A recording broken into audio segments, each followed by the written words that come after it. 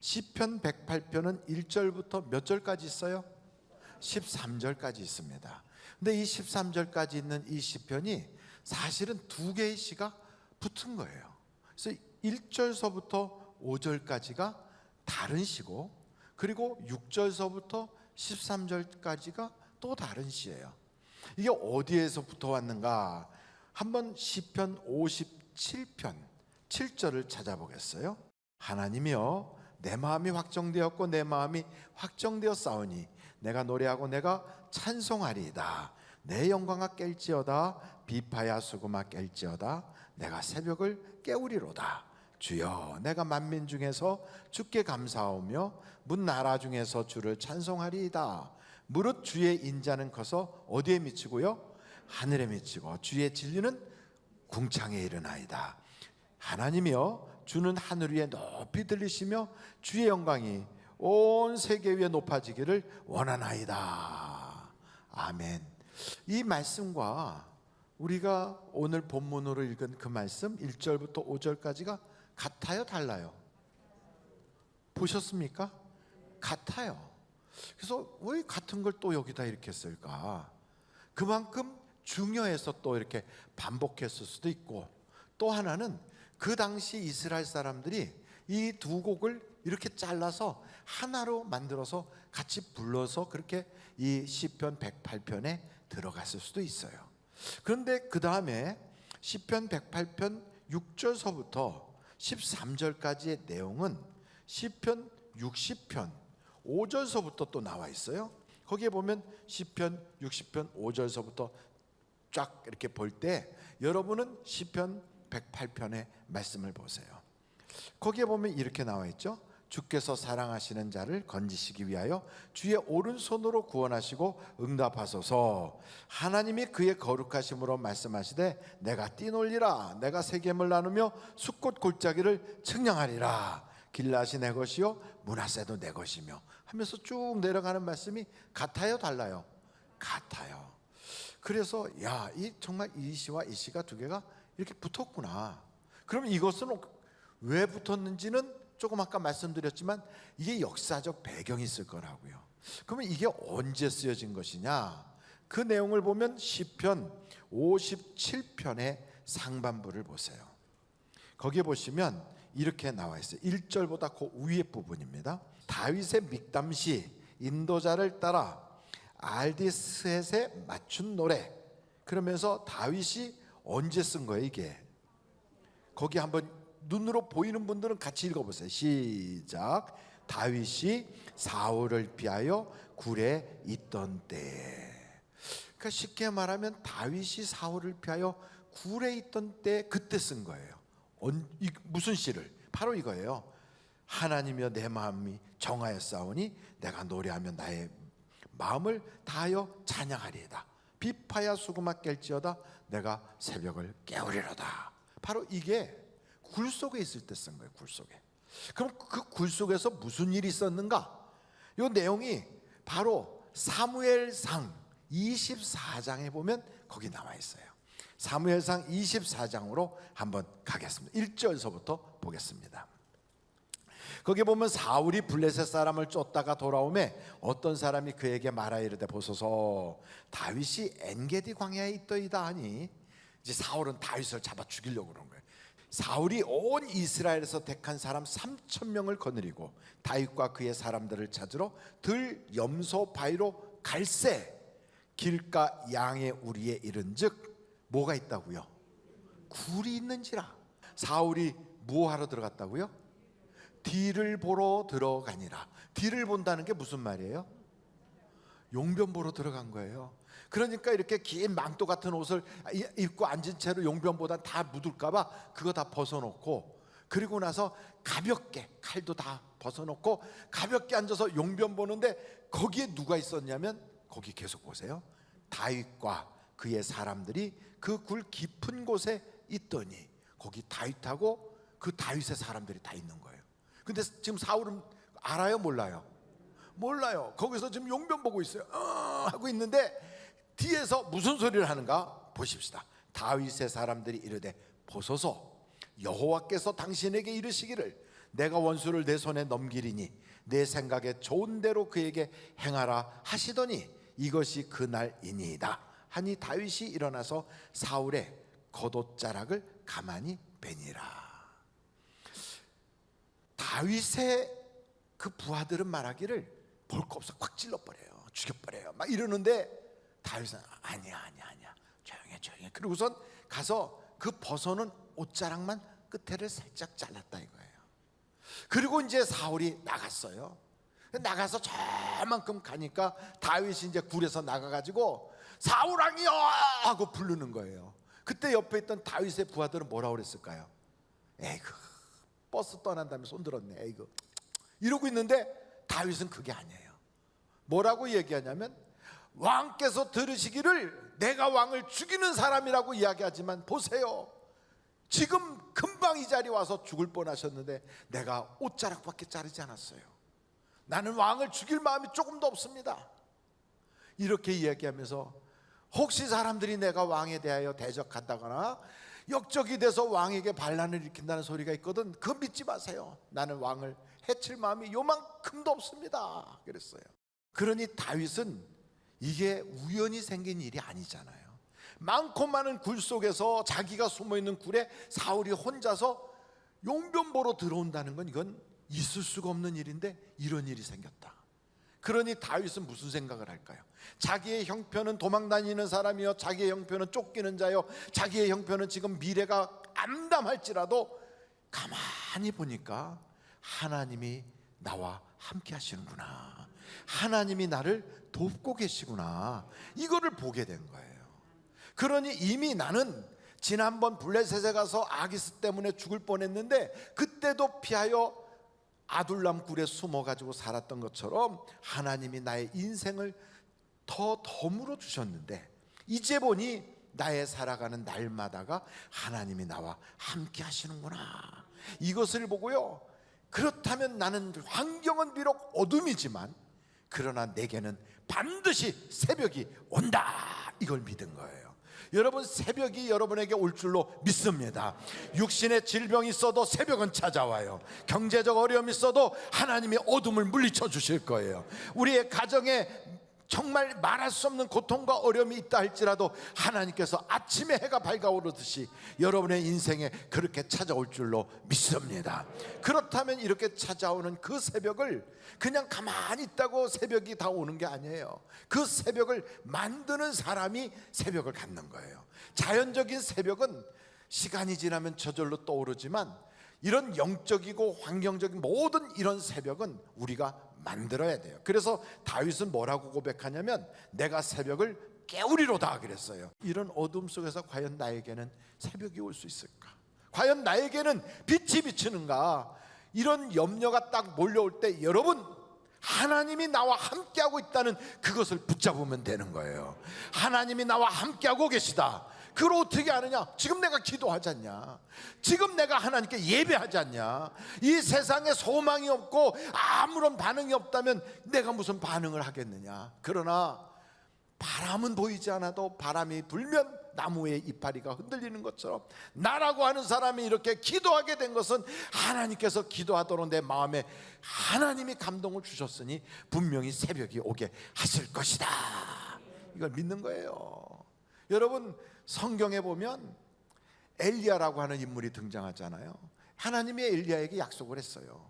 그 3년 반 동안 비가 하나도 내리지 않아서 그나마도 물이 부족하고 그나마도 땅이 건조한 그 이스라엘 땅에 3년 반 동안이나 가뭄이 들었으니 농사를 어떻게 짓고 거기서 양소는 어떻게 먹입니까? 다 그냥 목말라서 다 죽어가는 거지. 이렇게 나라 전체가 그냥 완전히 폭망한 거예요. 그런 그 땅에 하나님이 비를 내리겠다는 거예요. 3년 반 동안 가물었던 땅에 비가 온댔는데 얼마나 소망이 넘쳐요. 그래서 그 비를 약속대로 주세요, 하나님 약속하신 거니까 주세요 하고 막 무릎팍 사이로 머리가 7번이나 들어가도록 간절히 기도하는데 아무런 기별이 없어요. 여러분이 혹시 하나님께 부르짖어 기도해요? 40일 작정 기도, 무슨 여리고 무너뜨리는 기도, 하나님의 도성 쌓는 기도, 풀무불 기도, 저울로 재는 엘레 메네메네 우바르신 그런 기도, 온갖 기도를 다 했는데도 왜 이렇게 감감이 무소식이야? 이렇게 됐다 할지라도 여러분 끝까지 기도로 밀고 나갈 수 있기를 간절히 바라요. 이번에는 무슨 기도예요? 겟세마네 기도예요. 겟세마네 기도를 한번 보세요. 여기서부터 이렇게 조형물을 이렇게 만들어놨어요. 왜? 내일 이런 기도를 하니까 꼭 참석하시라고 이렇게 해놓은 거예요. 저 끝에를 보면 웬 남자가 저기 서 있죠? 누구같이 생겼어요? 저는 이렇게 보니까 어이구 저게 꼭 나 닮았나 보다 이런 생각이 들었거든요. 저 베드로예요. 베드로인데 베드로가 모닥불 옆에서 나 예수 몰라 하고 부인하는 그 장면이에요. 저게. 그랬더니 그걸 부인하니까 옆에서 요 담벼락 꼭대기에 앉아있는 뭐가 닭이 꼬끼요 하고 울려고 여기 딱 대기하고 있잖아요. 여러분 저 닭이 괜찮은 씨암탉인데 보기에 괜찮죠? 딱 저기 모닥불에 저기서 모닥불에서 손가락으로 이렇게 하고 있는 여자가 보입니까? 그 여자가 베드로한테 묻는 거예요. 그러고 나서 그 다음에 이쪽으로 화면을 쫙 바꾸면 여기에 나무가 아주 우거진 나무가 있잖아요. 올리브 나무 앞에서 우리 주님이 아버지여 이 잔을 내게서 옮겨주십시오 이렇게 하고 간절히 기도하는 거예요. 눈물이 흐르고 땀방울이 빗방울이 되도록 막 툭툭툭 떨어지면서 기도하면서 너희도 내가 죽게 되었으니 나를 위해서 기도해 줘라 하고 하는데 쟤네들은 저기서 자고 있는 거예요. 어쩜 저렇게 자고 있나. 우리 주님이 그러잖아요. 시험을 받지 않기 위하여 깨어 기도하라. 기도하지 않으면 시험 당하는 거예요.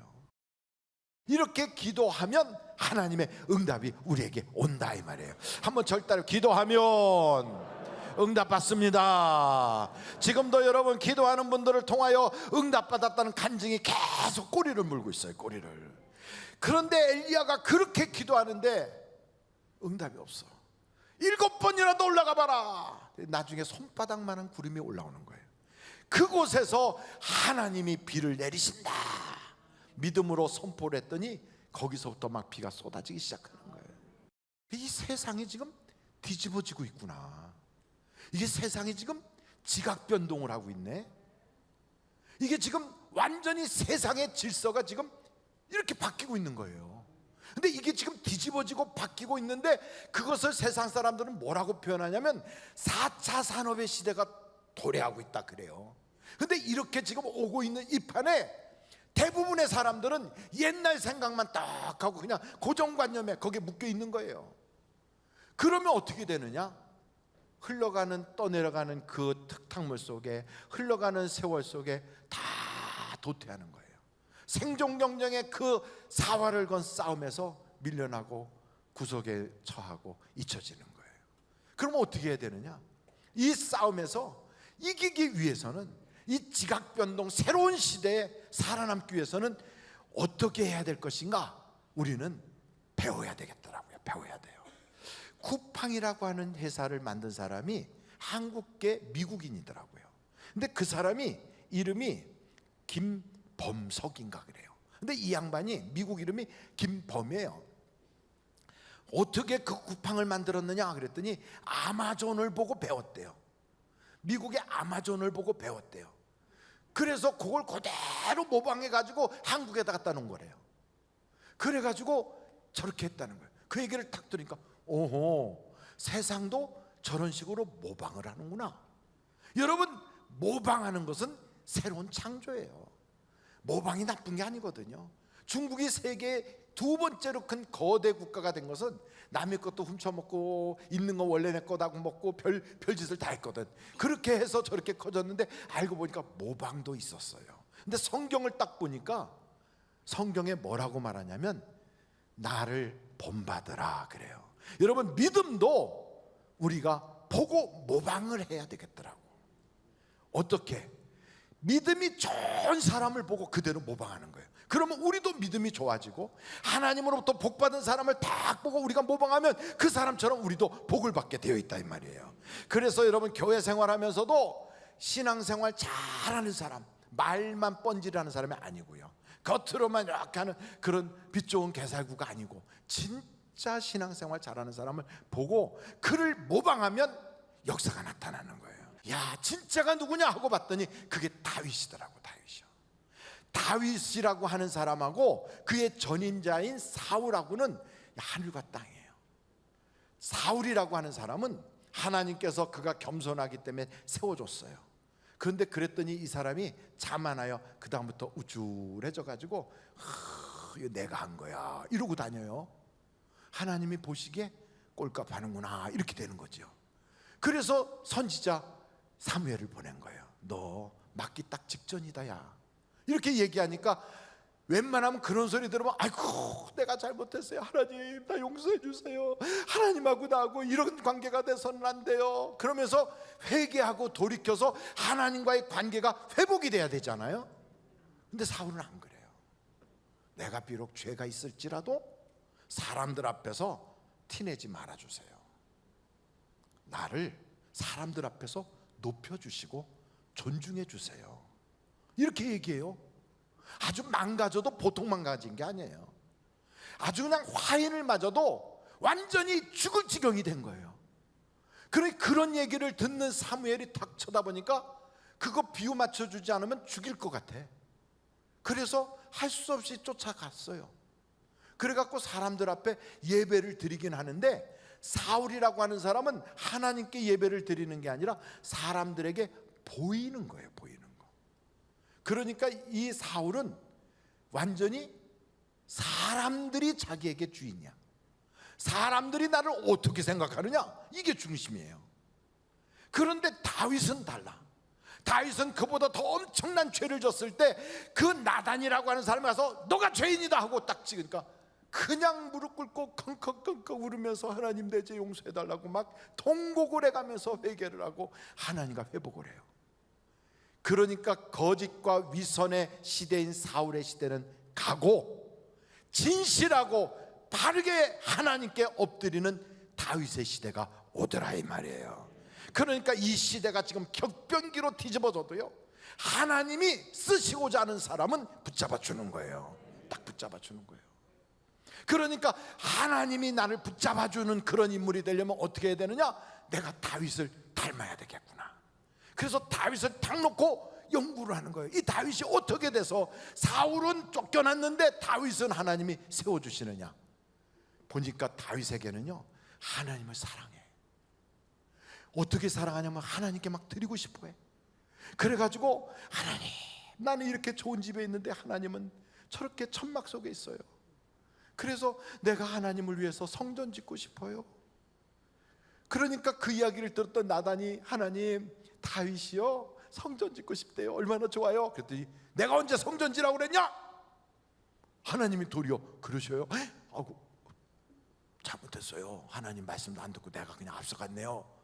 그러니까 아니야, 그래도 그런 마음을 가진 다윗이 너무 사랑스럽구나. 가서 다윗에게 이야기를 해줘라. 너는 전쟁을 많이 해서 피를 흘린 자이니 내 손으로 성전은 짓지 못해도 내 아들 때 가서 성전 짓게 해줄게. 그러나 너는 그 하나님을 사랑하는 마음을 내가 너무 좋아서 너를 내 자식으로 삼고, 너가 잘못한다 할지라도 너를 쫓아내지도 않고 너희 집안은 내가 지켜줄게. 이야, 이거더라고요. 하나님의 마음에 들려고, 하나님을 기쁘시게 하려고, 하나님께 영광을 올리려고 하니까 하나님이 그를 지켜주시더라고요. 그래서 여러분, 우리가 인생을 살아가면서, 교회 생활하면서 이걸 본받아야 돼요. 야, 누가 하나님을 기쁘시게 하는가? 어떤 사람이 하나님의 마음에 쏙 들까? 나도 그거 본받고 싶다. 그러니 오죽하면 성경에 보면 사도 바울이 그러잖아요. 너희는 나를 본받는 자가 되라. 토마스 아킨피스 같은 경우는 그리스도를 본받아서, 이런 책들을 쓰잖아요. 오늘 저는 우리 사랑하는 성도들이 다윗을 본받기를 간절히 바랍니다. 마지막으로 다윗이 왕이 됐어도요, 오늘 이 시편 108편에 보면 전쟁에 나가서 막 그냥 승리를 하는데도 여러분, 잘 될 때는 사람이 아차하는 순간 큰 코 다칠 수 있거든요. 항상 언제 사람이 망하냐면 잘 되다가 망해요. 어렵고 위기가 있고 이럴 때는 조심하니까 그때는 참 조심해요. 그런데 모든 게 순탄하잖아요. 그때 자기도 모르게 우쭐하다가 무너지는 거예요. 세상의 왕들 중에 그 유엔에까지 대왕으로 딱 이름이 올라간 왕이 있어요. 저는 그게 징기스칸이니까 아니더라고요. 누군가 봤더니 그게 바로 고레스예요. 고레스 대왕은 성경에도 나오는 인물이에요. 하나님이 고레스의 이름을 아주 위대하게 만들어줬거든. 그래서 고레스는 메시아의 모습처럼 하나님 그렇게 가는 곳곳마다 성문을 열어젖히고 그 속에 숨겨진 재물과 보화를 끄집어내서 내가 너에게 줄 것이야, 이런 인물이 고레스예요. 그래서 고레스는 메소포타미아를 멸망시키고 바벨로니아를 멸망시키고 페르시아를 건국한 건국의 아버지, 그러면서 동시에 최초의 대왕 칭호를 받은 그런 인물이에요. 그래서 그 고레스를 본받아갖고 나도 고레스 같은 인물이 되고 싶다 하고 딱 등장한 인물이 있는데 그 사람이 알렉산더란 말이죠. 그래서 알렉산더는 고레스의 묘까지 와가지고 그 고레스의 묘 위에다가 자기의 망토를 딱 덮으면서 내 평생의 스승되는 고레스 왕이여 나의 절을 받으시오 하고 절을 했던 인물이 바로 알렉산더거든요. 근데 이 위대한 왕 고레스가 교만해지니까 옆에서 조언을 하는 걸 듣질 않아요. 이렇게 하면 안 됩니다. 네가 뭘 알아? 내가 지금까지 잘해왔는데, 이런 식이에요. 그래서 고레스 왕이 전쟁에 나가는데 그 전쟁에 나간 그쪽 지역에 요거 누구냐면 바로 그 지역에 토미리스라고 하는 한 사람이 군대를 데리고 나왔는데 이게 카자흐스탄 유목민들이었어요. 고레스는 그보다 군대가 두세 배나 많아. 정예군사고 쫙 해갖고 나가는데 저 상대방을 딱 보니까 누가 왕인가 봤더니 여자가 왕이야. 그 토미리스라는 사람이 여자예요. 이 여자가 말 타고 타닥타닥 왔고 고레스를 보면서 야, 네가 내 남편을 죽였어. 네가 내 아들도 죽이고 너는 오늘 내 손에 죽는 거야. 뭐 여자가 이래요. 고레스가 참 저 여자 배포크다 그러면서 농담하면서 야, 빨리 쫓아가서 저 잡아와라. 그런데 이상하게 그날 전쟁에 부하들의 조언을 듣지 않고 싸우다가 두 배나 많은 군사를 가지고 그 토미리스라고 하는 여자한테 완전히 패해가지고 고레스가 목이 땡강 잘라져 버려요. 고레스가 그래가지고 고레스 목을 잘라가지고 자루에다 담아가지고 여자가 메고서 달랑달랑하고 돌아갔다 이거죠. 그래서 고레스 묘에 가면 고레스의 머리가 없는 뼈만 남아있는 거예요. 이야, 사람이 잘 될 때 조심해야 되겠더라고요. 그런데 다윗도 잘 되니까 우쭐해지는 그 순간에 하나님께서 그를 딱 붙잡아. 여러분, 다윗이 왕으로 있는 사이에도 4번에서 3번은 죽을 고비가 왔어요. 위대한 왕도. 근데 그때마다 하나님이 사람을 보내. 나단을 보내고 갓을 보내고 요압을 보내고, 그래서 겸손하게 만들어. 그래서 어떻게 만드느냐? 초심으로 돌아가게 하는 거예요. 나는 원래 목자였어, 목동이었어. 비천한 자인데 하나님이 나를 존귀하게 해주셨어. 이 모든 것이 나의 능력이 아니라 하나님의 은혜야. 내가 살아가는 목적은 하나님께 영광 올리는 거야. 이 초심을 딱 돌아가니까 그가 실수하지 않고 회복하더라고요. 저는 우리 사랑하는 성도들이 교회에 나올 때 초심을 잃지 않기를 간절히 바랍니다.